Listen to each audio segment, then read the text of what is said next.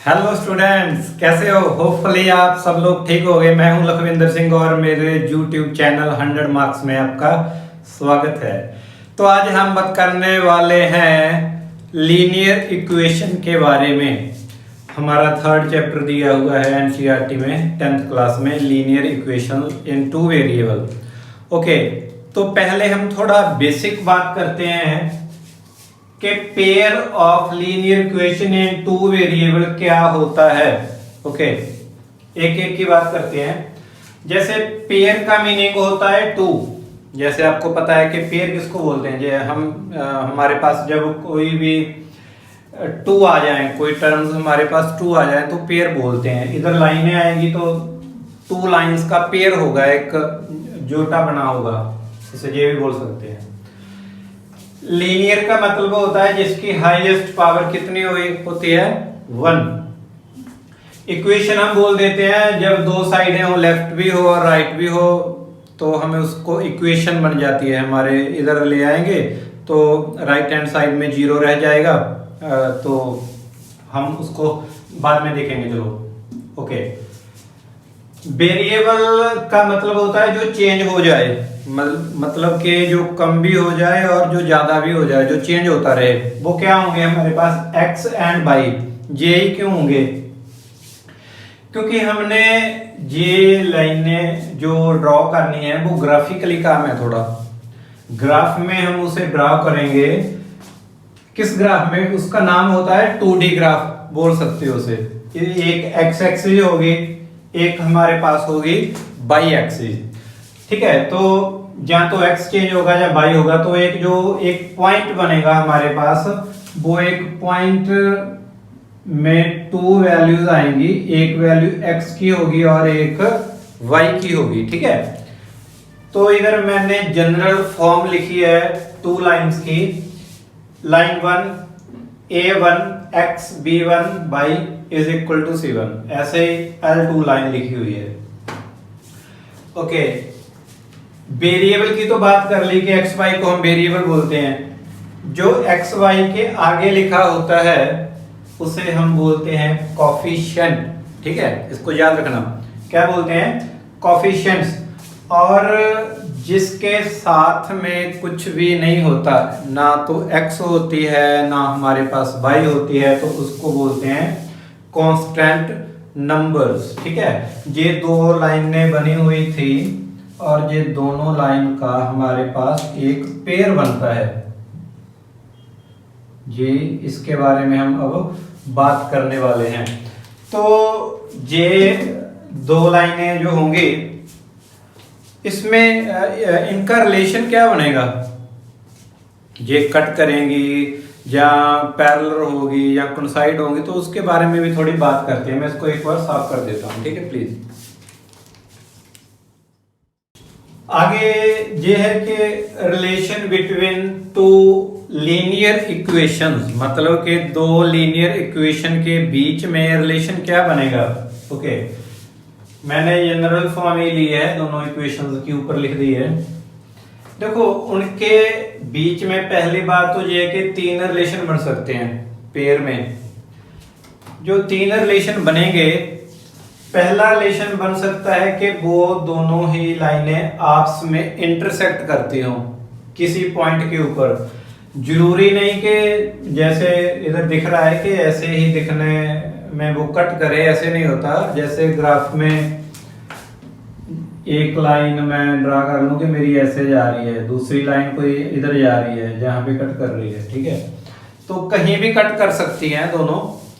हो सकता है वो इस क्वाड्रेंट में कट करें या इसमें करें या इसमें करें या इस पे करें, वो लाइनों पे डिपेंड करता है।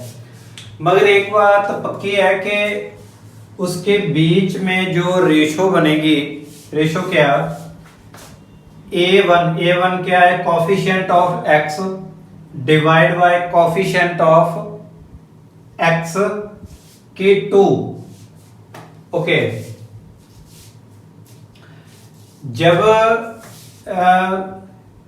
इस लीनियर इक्वेशन की मैं बात करूंगा, जहां इस लीनियर की इक्वेशन की बात करूंगा, तो मैं रेशो बोल रहा हूं।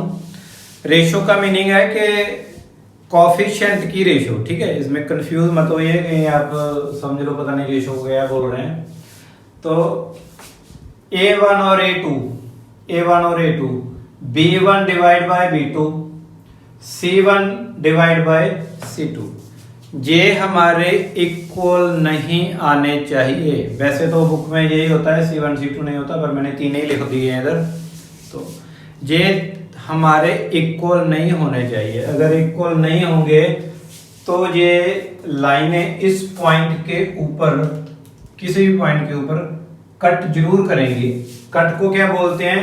इंटरसेक्शन, ठीक है, इंटरसेक्ट बोल दिया। तो इसको ही हम बोलते हैं सॉल्यूशन। सॉल्यूशन का मतलब कि ये वाला पॉइंट जो होता है इसको बोलते हैं कॉमन पॉइंट। किसका कॉमन पॉइंट? दोनों लाइनों का, L1 और L2 का, दोनों का पॉइंट।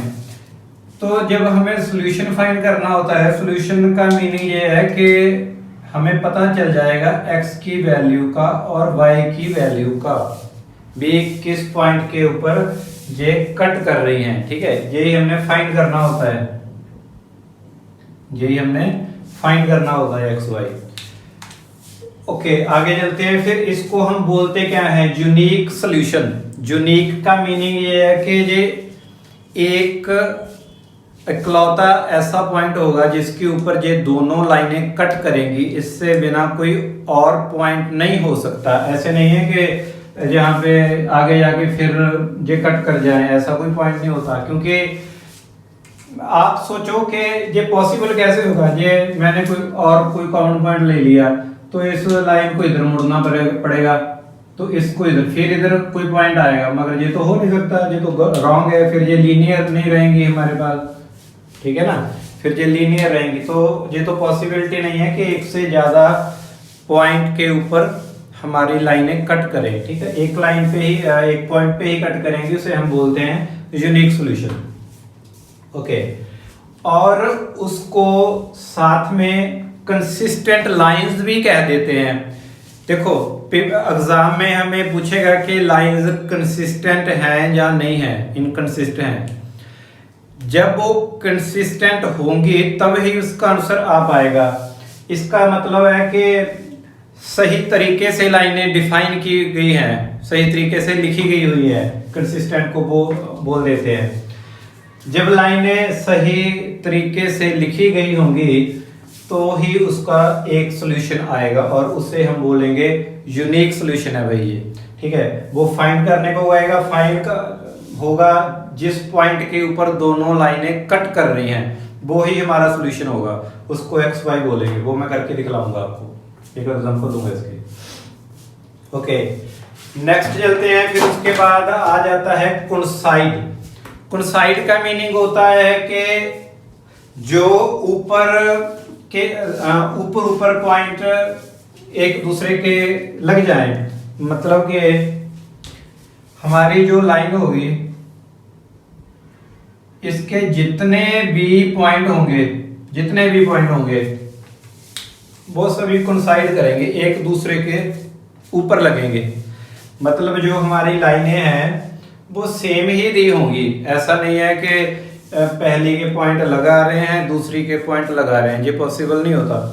तो जब दोनों लाइनें सेम ही दी होंगी तो एक लाइन ही ड्रॉ होगी ग्राफ में। उस जो पॉइंट आएंगे हमारे वो सभी उस के ऊपर ही लाई करेंगे, ठीक है ना, उसके ऊपर ही लगेंगे, ऐसा बोल सकते हो। तो कंडीशन क्या होती है इसकी?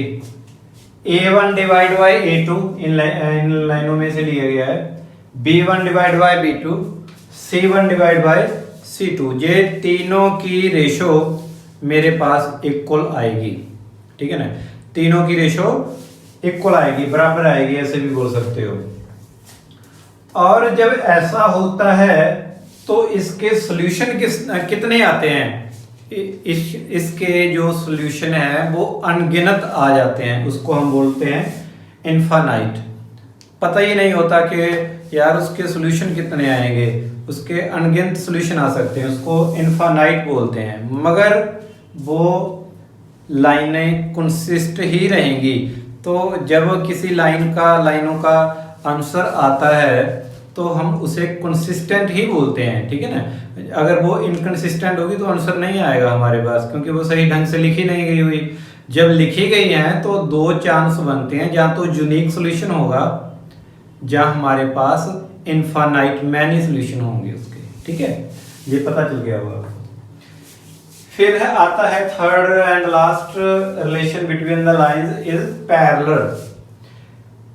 लाइनों के दोनों लाइनें एक दूसरे के पैरेलल दी होंगी। पैरेलल समझते हो ना, कि जैसे मैंने इधर ड्रॉ किया है कि एक लाइन ऐसे है, दूसरी ऐसे है, ठीक है।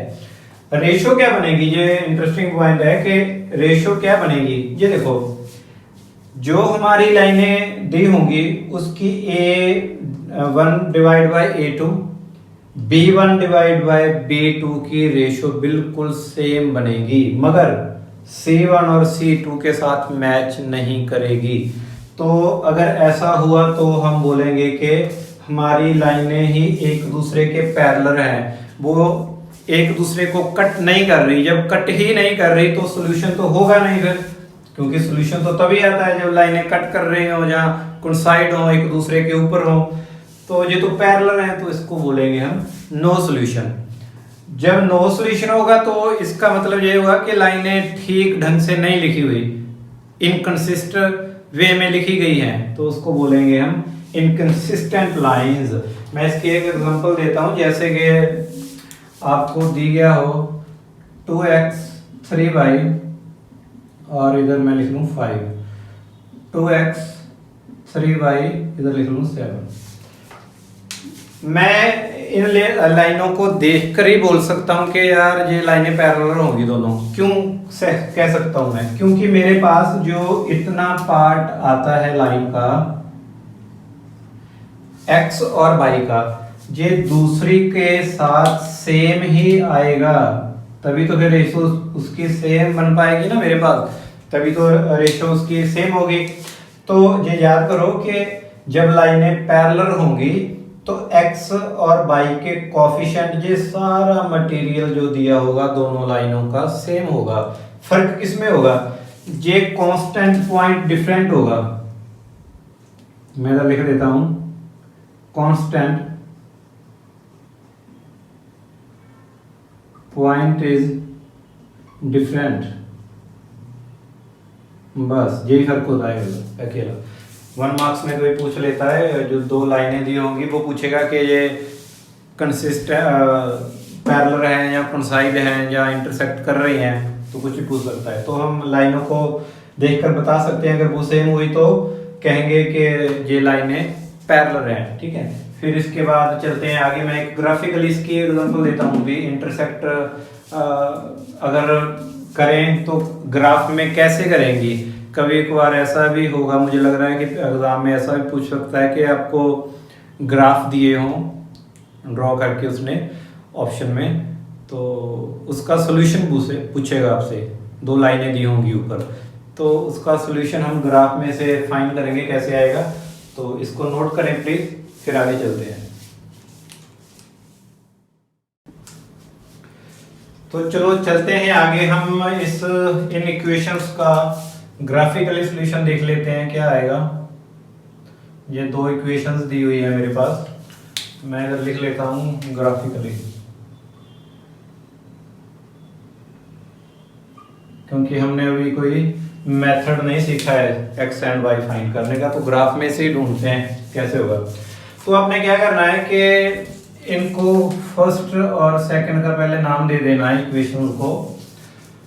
तो फ्रॉम 1 में पहले फर्स्ट इक्वेशन पे जाता हूं, तो एक डब्बा मार्क कर लेता हूं ऐसे,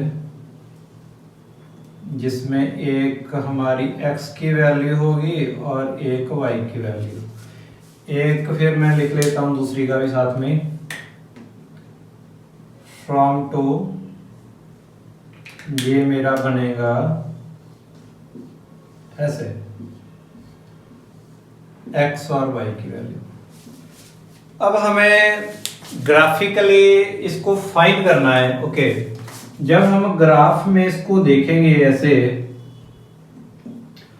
तो ये दोनों लाइनें हमारी एक्स एक्सिस और वाई एक्सिस को कट करेंगी, ये पक्की बात है। एक्स एक्सिस और वाई एक्सिस को कट करेंगी। अगर आप ऐसे बोल दो कि एक लाइन ऐसे दी हुई है, सभी आप बोलो सर ये तो कट नहीं कर रही, तो ऐसे नहीं होता। जब हम इसको एक्सटेंड करेंगे तो ये एक्स को भी, एक्स एक्सिस को भी कट करेगी, इसको भी एक्सटेंड कर देते हैं तो यहाँ पे हमारी वाई एक्सिस को भी कट करेगी। कट करने का फायदा क्या होगा, ये देखो हमारे इधर जो x की वैल्यू आएगी वो 0 आ जाएगी। हमें पता है कि x की जो वैल्यू है वो क्या आ जाएगी, 0 आ जाएगी। हमारी y का कोई पॉइंट आ जाएगा, वो हमें भी नहीं पता है। तो इस पॉइंट के बीच में भी ऐसा ही होगा कि अगर कोई लाइन हमारी x एक्सिस को कट करती है तो क्या है, हमारे पास y की जो वैल्यू है वो 0 आ जाएगी, x की कोई वैल्यू और आ जाएगी, ठीक है। तो हमें दो वैल्यूज पता चल गई कि अगर हम x की एक बार 0 ले लें तो y की आ जाएगी, एक बार हम y की 0 डाल लेते हैं x की 0 आ जाएगी। हर एक बच्चे ने हर एक सम में ऐसे ही करना है, क्योंकि मैं देखता हूं कि बच्चों ने क्या किया, करते क्या है, वो ना अपनी मर्जी से किसी में 1 डाल लेते हैं, किसी में -1 डाल लेते हैं, कभी 2 डाल लेते हैं, तो उसमें थोड़ी कन्फ्यूजन हो जाती है, बच्चों को पता नहीं चलता। तो हर एक सम में आपने ऐसा करना है, एक बार x की 0 डाल लो, एक बार y की 0 डाल लो, बाकी हम फाइंड कर लेंगे। एक बार x की 0, एक बार y की 0, एक बार x की 0, एक बार y की 0। ओके, अब हम फाइंड करते हैं कि हमारी वैल्यूज कितनी कितनी आएंगी, ठीक है। इसको मैं साफ कर देता हूं, ये समझाने के लिए था आपको। तो हमारा ग्राफ ये बन गया, इसको एक्सटेंड कर देते हैं थोड़ा सा ऐसे, और जब हम फर्स्ट इक्वेशन में x की वैल्यू 0 को पुट करेंगे इधर, तो मेरे पास जो y है, y की वैल्यू आएगी 5/2। y की वैल्यू क्या आई मेरे पास, 5/2। इधर मैं पुट कर लेता हूं ऐसे 5/2। जहां मैं इसको ऐसे भी लिख सकता हूं, अगर पॉइंटों में लिखना हो तो जैसे 2 पॉइंट क्या लिखेंगे, 2.5 भी लिख सकता हूँ। ग्राफ में हम फिर फ्रैक्शन में नहीं ना, पॉइंटों में काम करेंगे, इसलिए मैंने लिख लिया। जब हम x की वैल्यू y की वैल्यू 0 पुट करेंगे, अगेन दोबारा से फर्स्ट वन में इधर ही हम y की वैल्यू 0 पुट कर दो। y की वैल्यू को अगर 0 पुट कर दिया तो हमारे पास x की वैल्यू आ जाएगी 10/3, जहां हम इसको बोल सकते हैं, जब डिवाइड करेंगे 3.33 चलता रहेगा, 3.3 लिख लेते हैं, तो 10/3 लिख लेते हैं। ओके जी, फिर इसके बाद हम इसे भी फिल करते हैं, इसकी भी वैल्यूज फाइंड करके उसके बाद ग्राफ में इसको ड्रॉ करेंगे, फिर देखते हैं। इसको एक बार नोट कर लो, तो मैं साफ कर देता हूं, उसके बाद सेकंड क्वेश्चन के भी देख लेते हैं कौन कौन से पॉइंट आते हैं x के या y के। ओके, अगर हम फ्रॉम 2 की बात करें, x की वैल्यू 0 पुट करें इधर, x की वैल्यू को अगर 0 पुट करेंगे तो y की वैल्यू आएगी -1। ओके, y की वैल्यू क्या आई हमारे पास, -1।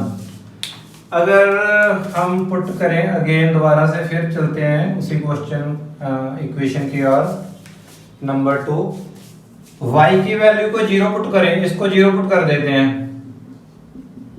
बाकी हमारे पास कुछ भी नहीं छेड़ना होता है, ठीक है ना। मैथ में कभी मैं देखता हूँ बच्चे को पता नहीं चलता है क्या कर रहे हैं क्या नहीं, तो x को भी मैंने वैसे लिख दिया, 1 को भी वैसे लिख दिया, बस क्या किया है कि y की जगह पे 0 को पुट कर दिया है, तो x की वैल्यू क्या आएगी, 1, तो x की वैल्यू आ गई 1। तो अब हमारे ये हमने पूरे फिल कर लिए हैं बॉक्स, ग्राफ की तरफ चलते हैं, थोड़ा देखते हैं। मैं इसको मार्क कर लेता हूँ, जैसे 1 2 3 4 5, बस बहुत है इतने। क्योंकि बड़ी तो नहीं आ रही, तो इतनी है। 1 2 3 4 -1 -2 -3 -4। इधर मेरे को ज़रूरत नहीं क्योंकि मेरा कोई नेगेटिव एक्स के में नहीं आ रहा है, ठीक है। तो ये कोई ज़रूरी नहीं होता कि इधर भी 5 तक ही लिखना है, इधर भी 5। कुछ नहीं, आपको जैसे भी लगे वैसा कर सकते हो। ये डिफरेंस भी ये जरूरी नहीं होता कि आपने 1 2 3 4 5 ऐसे ही लेने हैं। आप 4 के डिफरेंस से ले लो, 5 से ले लो, 10 से ले लो। ये इस पे डिपेंड करता है ये कितने आते हैं। ये बड़े आगे सपोज करो ये 50 आ गया 0 के साथ, तो हमें ऑब्वियस सी बात है कि बड़ा लेना पड़ेगा, क्योंकि जो अगर हम 1 2 3 4 लेते रहे तो भाई बहुत बड़ा ग्राफ बन जाएगा, ठीक है ना। तो इसको अंडरस्टैंड करो थोड़ा।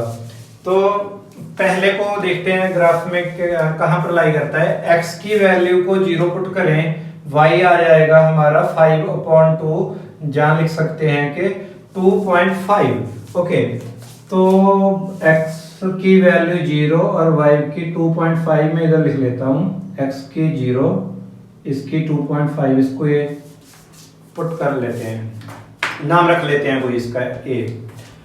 अगर y को 0 पुट करें और x की वैल्यू आ रही है 3.3, x की y की 0 पुट करें, x की 3.3 इधर ला लेते हैं। x की 0, ये 3.3, इसको b का नाम दे देते हैं।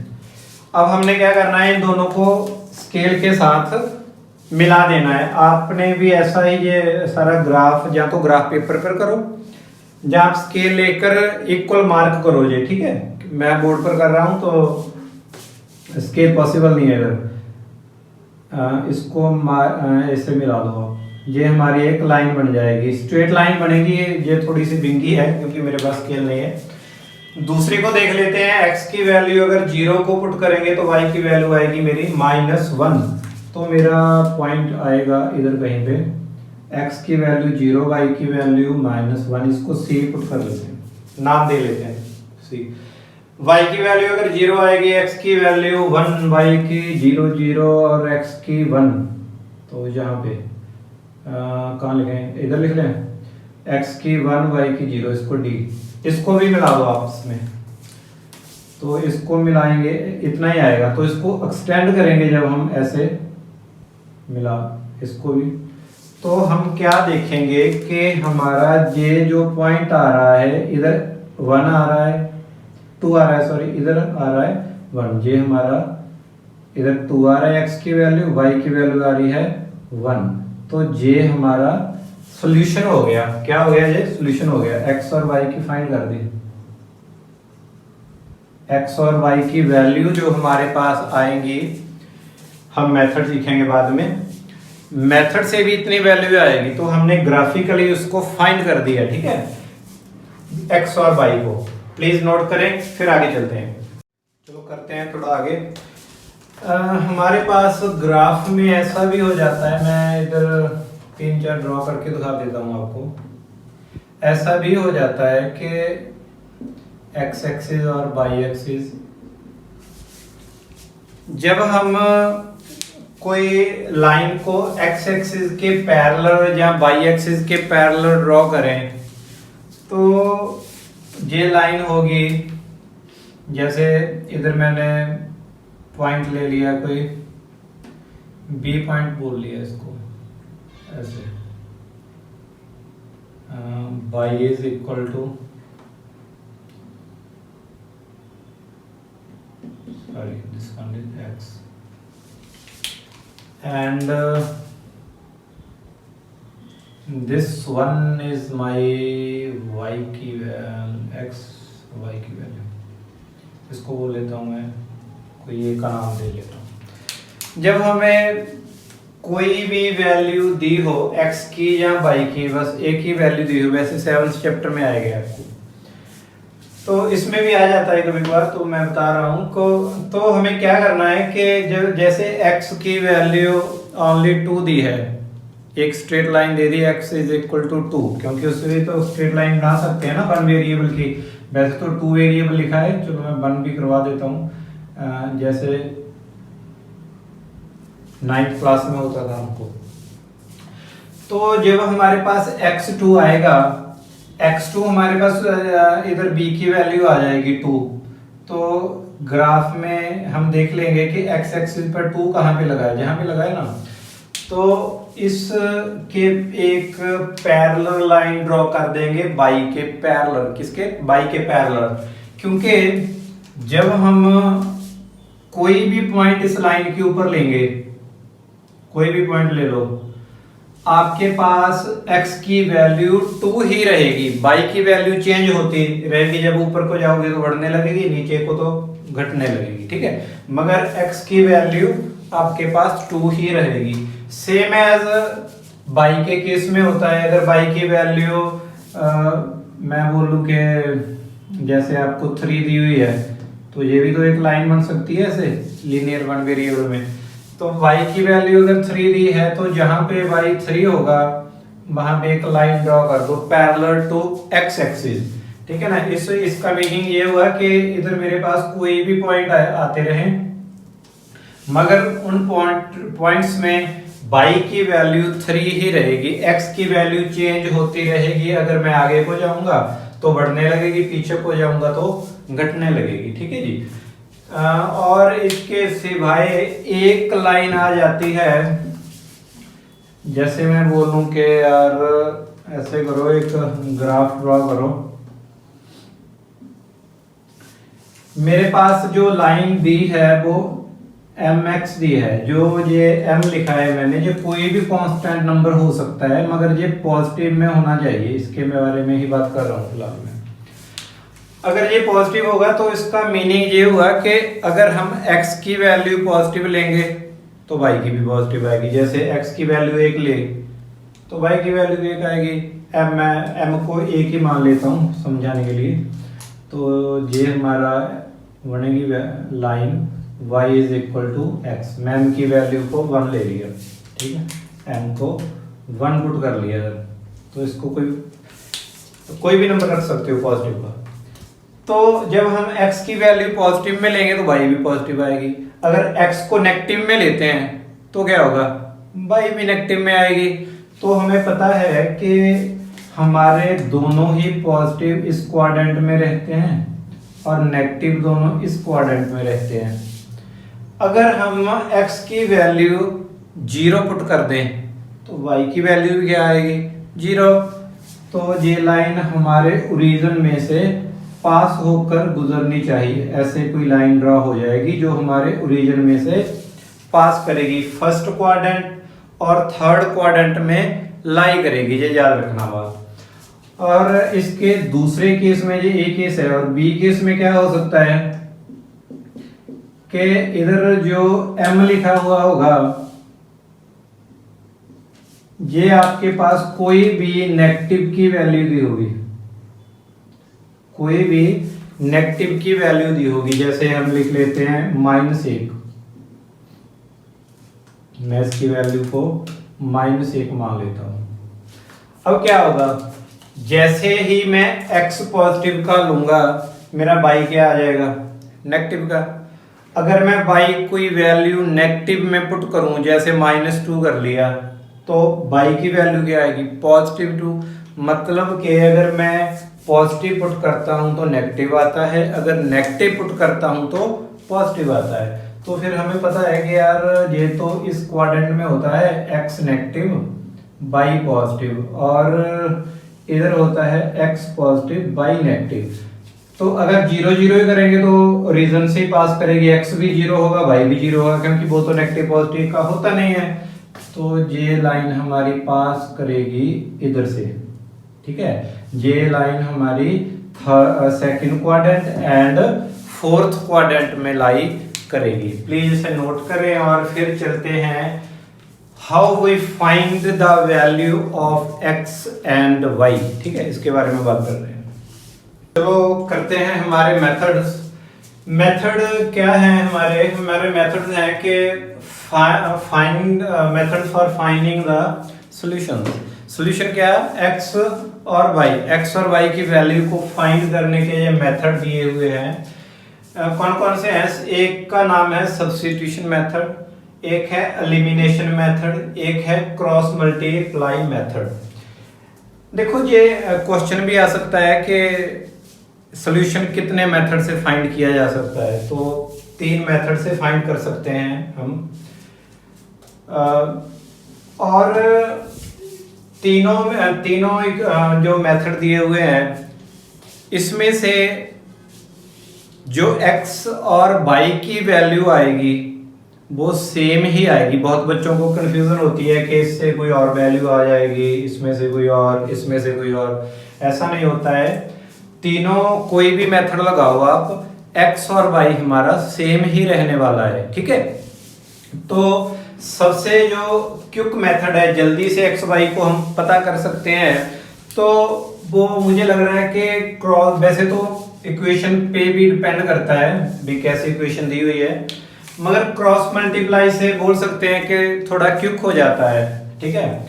अगर मैं करवाऊंगा तो आपको इस क्रॉस मल्टीप्लाई से, क्योंकि ये क्विक होगा। अगर आप चाहते हैं कि मैं सब्स्टिट्यूशन और एलिमिनेशन मेथड को भी आपने समझना है तो मुझे कमेंट करें और फिर मैं आपको समझाऊंगा कि सब्स्टिट्यूशन और एलिमिनेशन मेथड कैसे होता है, क्योंकि हमें 1 मार्क्स क्वेश्चन आएंगे पेपर में इस बार।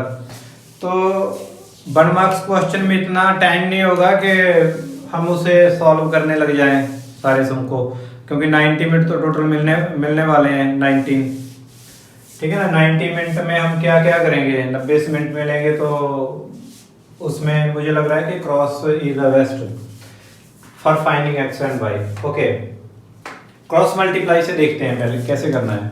पहले आपने क्या करना है कि जो आपके पास इक्वेशन दी होगी उसको ना एक साइड पे लेकर आना है।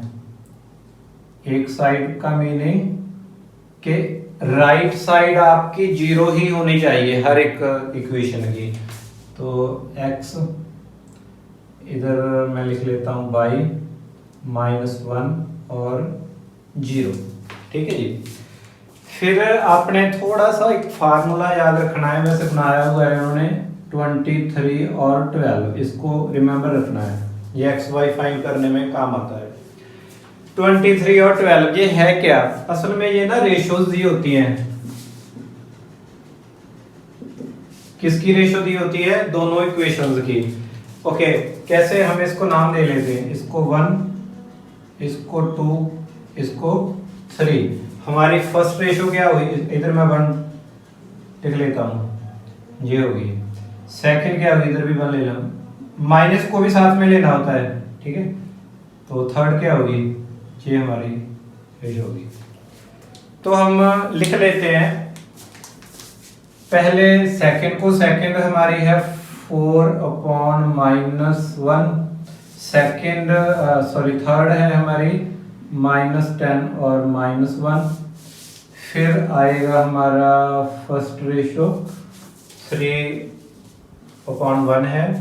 फिर दोबारा से लिख लेंगे 4/-1 को, ठीक है। उसके बाद बच्चों को ना थोड़ी इसमें कंफ्यूजन होती है कि एक्स वाई कहाँ लिखना होता है। एक्स वाई ना इन दोनों के बीच में लिख लो, जहां पे लिख लो x, जहां पे लिख लो y और जहां पे लिख लो 1, ठीक है। अब हम इसे सॉल्व करने लगते हैं। पहले x की वैल्यू निकालते हैं, y और कांस्टेंट की, तीनों एक दूसरे के इक्वल हैं, जो मैं साइन डाला इधर। तो इसको इससे मल्टीप्लाई करेंगे। जब मल्टीप्लाई करेंगे 4 को -1 से, तो क्या आएगा, -4, ठीक है ना। फिर y मेथड इधर आता है माइनस, इसको जब इससे मल्टीप्लाई करेंगे तो ये भी माइनस का है, ये भी, तो माइनस तो कैंसिल हो जाएगा, तो ये बन जाएगा 10। इधर लिख देते हैं हम 10। ओके, इसको इससे मल्टीप्लाई करेंगे, ऐसे लिख लो। फिर जब हम इसको इससे मल्टीप्लाई करेंगे तो आएगा -10। फिर y मेथड माइनस, इसको जब इससे मल्टीप्लाई करेंगे, पहले ही -1 है फिर 3 है, ये आ जाएगा हमारा, इसको ना ब्रैकेट में डाल लो, -3। ओके, फिर हमारा आएगा जब इसको इससे मल्टीप्लाई करेंगे -3, फिर y मेथड माइनस आएगा, इसको इससे मल्टीप्लाई करेंगे, ये दोनों ही प्लस के हैं, 1 भी और 4 भी, तो इधर लिख लेते हैं 4। क्या आएगा, हम सॉल्व करते हैं। x के नीचे तो लिख लेते हैं हम 14, y के नीचे लिख लेते हैं, जब इसको सॉल्व करोगे -10 और प्लस का 3, इधर आ जाएगा -7, तो इधर आ जाएगा भी -7। अब हमने x y की वैल्यूज को फाइंड करना है, तो जल्दी से इसको भी फाइंड कर लेते हैं। मैं साफ कर देता हूं इसको।